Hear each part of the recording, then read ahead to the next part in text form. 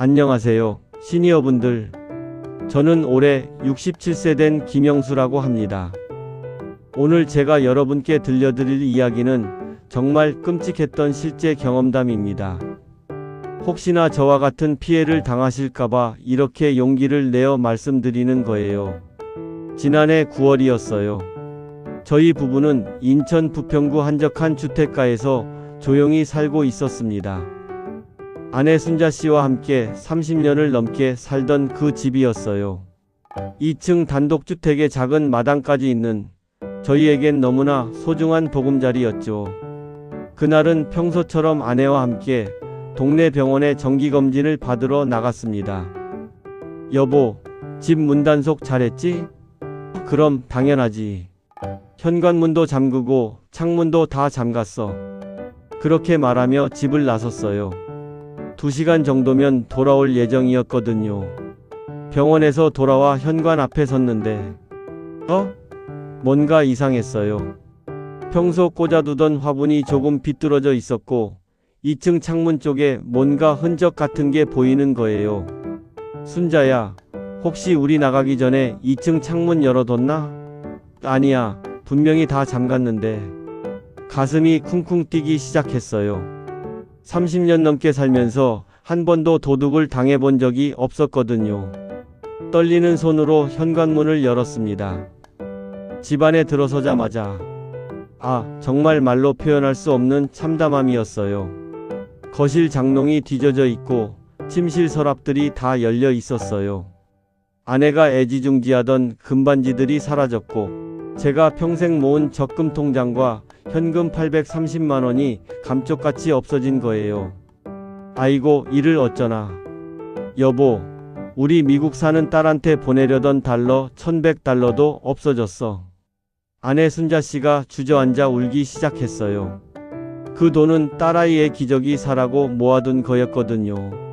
그리고 와이프가 갖고 있던 금목걸이 900만 원 어치까지. 정말 가슴이 무너져 내리는 기분이었습니다. 경찰서에 신고를 하고 나서 알게 된 사실이 더 충격적이었어요.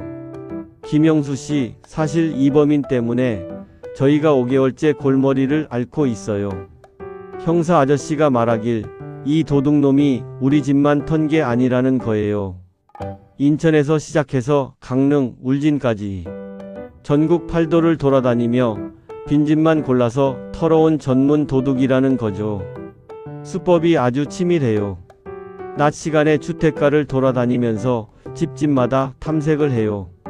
계단에 서서 주변을 두리번거리다가 난간을 타고 올라가서 창문 너머로 집안을 살피는 거죠.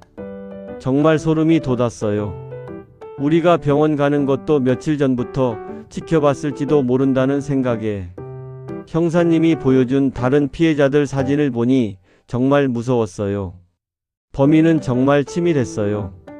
먼저 한적한 주택가를 골라서 낮 시간에 동네를 어슬렁거리며 집집마다 탐색을 했대요. 마치 배달 아저씨처럼 자연스럽게 돌아다니면서 말이에요. 그리고 계단에 서서 주변을 두리번거리다가 집에 사람이 없다 싶으면 난간을 밟고 올라가서 창문 너머를 살피는 거예요. 집안에 아무도 없다는 걸 확인하면 그때 창문을 통해 침입하는 거죠. 김영수 씨 댁도 2층 베란다 창문 쪽 난간에 발자국이 선명하게 남아 있었어요. 이놈이 얼마나 능숙한지 창문 열고 들어가는데 흔적도 거의 안 남겼어요. 사실 저희가 이 범인을 잡으려고 5개월 동안 전국을 뒤졌어요. 형사님이 들려준 이야기를 들으니 정말 영화 같았어요. 이 도둑놈이 얼마나 교활한지 동해 번쩍 서해 번쩍 전국을 돌아다니며 범행을 저질러 온 거예요. 인천에서 시작해서 강릉, 울진, 지방 곳곳에 조용한 주택가만 골라서요. 그것도 주로 저희 같은 시니어 부부들이 사는 집만 골라서 말이에요. 젊은 사람들은 집에 자주 있으니까 낮에 비어있을 확률이 높은 연세 드신 분들 집을 노렸던 거죠. 총 피해액을 들어보니 정말 어마어마했어요.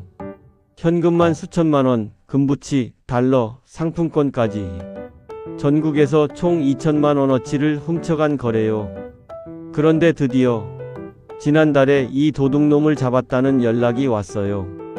김영수 씨, 범인 잡았습니다. 형사님이 전화로 알려주시길. 전남 한 모텔에서 잠들어 있던 범인을 급습해서 검거했다는 거예요. 5개월 동안의 대추격전 끝에 마침내 잡힌 거죠. 경찰관이 급습했을 때 반갑다라고 말했을 정도로 오랫동안 쫓던 놈이에요. 정말 시원했어요. 하지만 이미 저희가 잃은 돈과 물건들은 대부분 팔아서 써버렸다고 하더라고요. 지금 그 도둑놈은 절도죄로 검찰에 송치된 상태예요. 형사님 말로는 여러 건의 절도죄가 인정되어서 꽤 무거운 처벌을 받을 거라고 하시더라고요. 하지만 저희가 받은 마음의 상처는 돈으로는 치유할 수 없어요. 30년 넘게 살던 집에서 이런 일을 당하고 나니 밤마다 잠을 제대로 이루지 못해요. 정말 이 이야기를 들려드리는 이유가 바로 이거예요. 저와 같은 피해를 당하지 마시라고요. 외출할 때는 반드시 모든 창문을 잠그세요. 1층뿐만 아니라 2층, 3층 창문도 예외 없이요. 베란다 창문이 특히 위험해요. 낮 시간대 외출을 조심하시고 병원, 마트 갈 때 특히 주의하세요. 가능하면 이웃에게 잠깐 집 봐달라고 부탁하시고요. 수상한 사람을 발견하면 바로 신고하세요. 계단에서 두리번거리는 사람, 난간을 타려고 하는 사람, 창문 쪽을 유심히 보는 사람 말이에요. 현금은 집에 많이 보관하지 마세요. 은행에 맡기는 게 훨씬 안전해요. 금부치도 안전한 곳에 보관하시고요.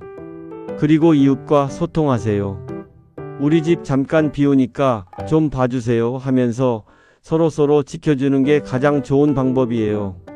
집 주변을 계속 맴도는 낯선 사람이나 창문 쪽을 자꾸 쳐다보는 사람, 집에 아무도 없을 시간을 파악하려는 듯한 행동을 하는 사람, 난간이나 담벼락을 만지작거리는 사람이 있으면 바로 112에 신고하세요.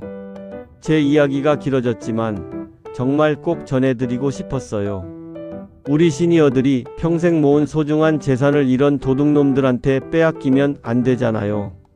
집은 우리에게 가장 안전한 곳이어야 하는데 그 안전함이 깨지면 정말 마음의 상처가 커요. 여러분 모두 안전하게 지내시고 이런 일 절대 당하지 마세요.